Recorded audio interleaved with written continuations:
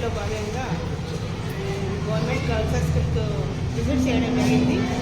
So వాళ్ళకి పౌష్టికాహారం అందిస్తున్నారా లేదనే విషయంలో ఇక్కడికి రావడం జరిగింది. సో విద్యార్థులతో కూడా కలిసి భోజనం చేయడం జరిగింది.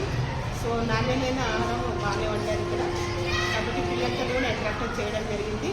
సో ఇలాంటి ఆహారం టీచర్స్ కూడా చెప్పడం ఏంటంటే పిల్లలకు మంచి నాణ్యమైన ఎలాగ సరఫరా చేస్తున్నారో ప్రభుత్వం తరఫున, సో వాళ్ళకి సరైన రీతిగా సరైన ప్రకారము వంట చేసి పెట్టాలని చెప్పేసి, అలాగే శుభ్రత కూడా పాటించాలని చెప్పేసి.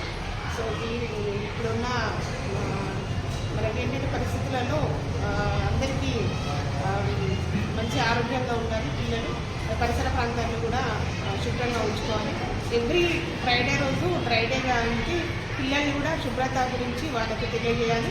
అలాగే చదువుతో పాటు వాళ్ళకు మంచి సంస్కారం కూడా, అలాగే శుభ్రత ఎలా ఉండాలి, ఇంటి దగ్గర ఎలా ఉండాలి, స్కూల్లో కూడా ఎలా ఉండాలి పరిసర ప్రాంతాలు, అది కూడా చెప్పాలని చెప్పేసి వాళ్ళకు అడిగి